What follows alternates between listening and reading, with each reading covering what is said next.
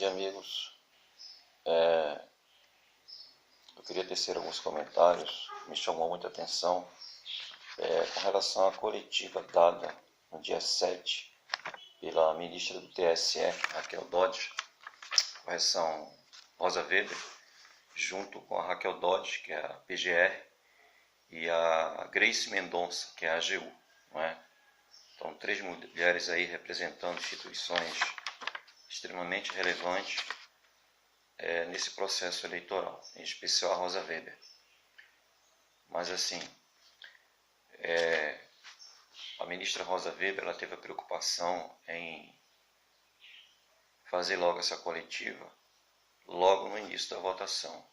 Isso, de certa forma, até estranha, não é, pelo fato de ela falar sobre a transparência da votação, sobre os indícios de fraudes, de problemas que possam gerar ações judiciais, no caso a Grace Mendonça, não é? E da segurança jurídica também, a Grace Mendonça. E no caso a Raquel Dodge, falar sobre a questão da transparência das urnas eletrônicas, né? Sobre a publicidade e a constitucionalidade. Uma questão a enfatizar as eleições, quando foi convocada essa coletiva, as eleições tinham iniciado, né? Tinham acabado o seu processo tinha se iniciado ali, estava ainda no processo inicial. Então, de repente, ainda não seria o momento, né? Tanto é que, quando chegou o momento das perguntas dos jornalistas, foram dados 15 minutos ali para que o jornalista proferisse suas perguntas. A segunda pergunta, o segundo questionamento, o segundo jornalista já foi sobre um caso no momento, né? Que foi aquele primeiro vídeo em que, quando o eleitor digitava o 1, automaticamente aparecia a imagem e completava o número do Haddad, né? E ela, naquele momento, respondeu que ainda não tinha tomado ciência, mas logo em seguida um auxiliar seu avisou que já tinha sido comunicado, então ela disse que já estava sendo investigada pela Polícia Federal. Bem, ali foi o primeiro vídeo, basicamente, que nós tomamos ciência de uma sequência de vídeos mostrando fraudes, mostrando urnas fraudadas, completamente alteradas, não é? Isso aí já virou notório, o público está aí no Facebook e no YouTube, vários vídeos mostrando que realmente essa eleição, a fraude foi solta, ela, né, realmente não teve controle, contrariamente às afirmações, né, da Raquel Dodge, quando ela entrou com uma ação de inconstitucionalidade no STF, afirmando que, segundo ela, o voto impresso não iria garantir o sigilo dos votos, enfim, aquele blá blá blá que todo mundo já sabe. Mas na realidade o interesse era realmente barrar o voto impresso. Eu, como eleitor simples, comum, e você também pode estar fazendo aquele questionamento, porque justamente esses órgãos responsáveis pelo controle, não é? Em especial o TSE, né, de cumprir o seu ato administrativo, de fazer as eleições, foram justamente esses que se preocuparam em barrar o voto impresso, né?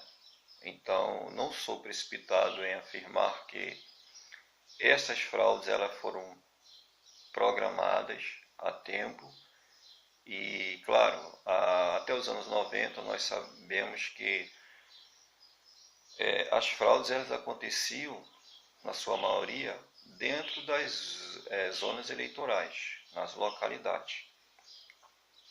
Hoje, essas fraudes elas surgem a partir do topo da pirâmide, não é? Então, este mecanismo está sendo controlado, claro, do topo da pirâmide. Então, começa pelo TSE. né, hoje já podemos afirmar que, com base em tantos indícios de fraudes, é que as eleições hoje não dependem de quem vota, depende de quem conta o voto. Quem conta o voto é o TSE. Então, com certeza o TSE está envolvido com essas fraudes. E se nós, eleitores, não tomarmos cuidado, vão tomar na mão grande a presidência do Jair Messias Bolsonaro. Não sou precipitado em afirmar que, para quem acompanhou as eleições, sabe que quando tinha sido apurado cerca de 45% a 50% dos votos da região Nordeste, tinha sido apurado apenas 10% da região Sudeste, não é? Correção, da região Sul. E na região Sul, como nós sabemos, foi uma região, né, em que a maioria esmagadora dos 3 estados apoiaram Jair Bolsonaro, né, em comparação às demais regiões. Foram regiões que, em valor relativo, em percentual, tivemos o maior apoio ao Jair Bolsonaro, não é verdade? Agora, olha só, vamos à lógica, à matemática. Como é que pode? Quando 45% aproximado das urnas do Nordeste tinha sido apuradas, no Nordeste 10% aproximadamente tinha sido apurado na região Sul. Aí o tempo vai passando, aí todo mundo pensou, olha, se na região Sul tem esse maior apoio, com certeza agora o Bolsonaro vai passar de 50%, vai chegar aos 60%, quando chegar aos 80% de apuração da região Sul. Não é? Porque no Nordeste ele teria, obviamente, menos apoio. O que é que acontece? O Bolsonaro chega em 50% e, ao invés de ele subir com a contagem da maioria dos votos da região Sul, o Bolsonaro começa a descer e o Haddad começa a subir. Isso aí, para mim, já é uma prova de fraude. A linha do gráfico não está batendo com a lógica, com a matemática. Alguma coisa errada, e foi o que aconteceu. O Bolsonaro travou ali em 48, enquanto os votos do Sul e Sudeste estavam sendo contados, na sua maior parte, porque a região Nordeste, a maior parte já tinha sido contabilizado. Então, quando começa a decolar a contabilização dos votos da região Sul e Sudeste, o Bolsonaro trava em 48. Poxa, gente, não precisa ser muito inteligente, não precisa ser professor de matemática, de estatística, para saber que isso foi controlado. Isso foi com certeza controlado.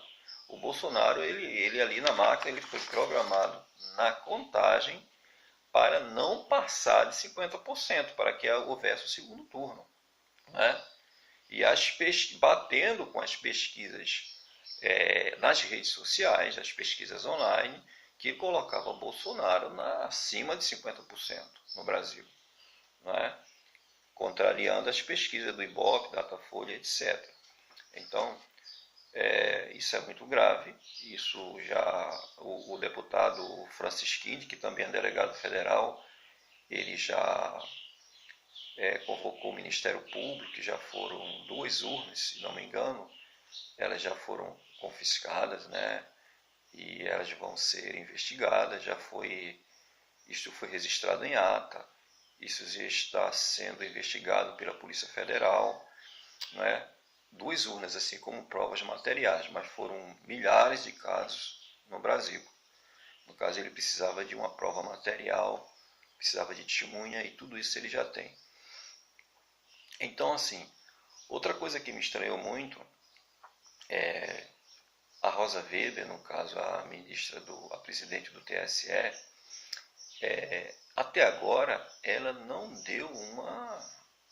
se apresentou, ela não deu uma satisfação para o público em relação a todos esses casos de fraude, ou seja, ela se preocupou, ela se adiantou em falar da belezura das urnas, que está tudo uma maravilha. Foi isso ao longo da coletiva, que as urnas estavam prontas para serem usadas, que até aquele prezado momento nenhum caso de fraude que venha a ter a necessidade de entrar com uma ação jurídica. Isso sim ela falou, talvez em outras palavras, ou seja, que até aquele prezado momento não tinha sido registrado caso de fraude, que havia necessidade de uma ação jurídica por parte da AGU ou talvez da PGR, mas enfim, ela teve aquela preocupação de dizer, olha, está tudo bonitinho, está tudo uma maravilha, né? E quando as eleições começaram efetivamente, foi tudo o contrário do discurso dela e das demais, das outras duas. No caso, a Grace Mendonça e a Raquel Dodge. Então, assim, a gente vê que estão alinhados. Não é? São três instituições que estão alinhadas, junto também com o STF. Então, realmente, o Bolsonaro, ele perdeu na mão grande agora no primeiro turno. Na verdade, existe um estudo internacional usando uma tecnologia super avançada, né? Liderada tem até aqui anotado, pelo um César Reicham, se eu não me engano, um César Reicham.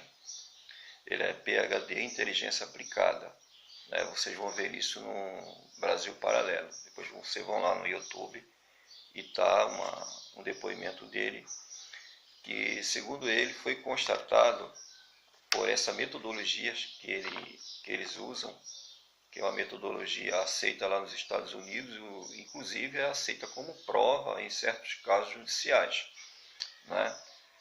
Que na eleição de 2014 foi constatado, né, segundo essa metodologia deles, que 73,14% das urnas foram fraudadas, né? Então, nós estamos em 2018. Devo salientar que o próprio TSE divulgou isso, não sou eu que estou divulgando, que vieram no passado 14 mil venezuelanos preparar essas urnas. Então, a nossa república ela está sendo completamente violada. Como é que as urnas que vai decidir a presidência da república, vem 14 mil venezuelanos preparar essas urnas? Essas urnas não foram preparadas por brasileiros, foram por governos comunistas alinhados ao governo petista, no caso Lula, no caso essa esquerda podre que está aí já há tanto tempo no poder, e nós estamos realmente sendo vítima de uma conspiração para impedir que um governo de direita assuma o governo do país. Cabe à população não aceitar isso, né? A população está sendo colocada agora em xeque o seu limite de tolerância, né? Já ter aceito esse resultado já não é um bom sinal para nós brasileiros, enquanto cidadãos. Já era para estar havendo uma reação nas ruas para não aceitar esse resultado e ser cancelada essa eleição. E outra coisa, um pronunciamento urgente, a população brasileira precisa de uma satisfação da ministra do TSE, da Rosa Weber. Como é que depois de uma eleição dessa tão complicada, joga para cima de nós esse resultado fraudado e ela se esconde, ela não aparece mais? Não é? Isso aí é um absurdo. Não é? Então, segundo também a ministra Grace Mendonça, foram colocados à disposição 300 advogados públicos para verificar a legalidade do processo, né? Mas nada disso adiantou, não é? No caso, a Raquel Dodge falou de 3 pilares básicos que estava sendo efetivada essa eleição, que foi a transparência. Ora, transparência, como pode chamar uma urna de transparente se ela não é auditável, meu Deus do céu? A publicidade, né? E uma tem anexada a outra, né? A publicidade é muito complicado. Publicidade houve, foram publicidade do próprio eleitor, gravando lá, apertando unha, aparecendo o nome do Haddad. E até agora nós não temos uma posição da ministra do TSE, não é? Então, assim, e a constitucionalidade? Então está muito difícil aceitar, engolir esse resultado, e nós esperamos que haja uma resposta nas ruas, não é? Nas ruas. Nós devemos sufocar essa banda podre, não é? Das instituições agora vai estar marcado para o dia 21. Eu acho que deveria ser nesse próximo domingo agora, né? Mas infelizmente marcaram lá para o dia 21, né? Que é uma reação muito tardia. Mas enfim, é a data que nós temos, então vamos no dia 21 ir às ruas. Aqueles que não estiveram, compareçam às ruas e mostrem um mínimo de sentimento de nacionalismo, de patriotismo, faça o exercício de cidadania emergir dentro de você, porque está em jogo o futuro de toda uma geração, está em jogo a República, está em jogo o futuro dos nossos filhos, para você que tem família, está em jogo o mais importante, a nossa liberdade. Um abraço a todos.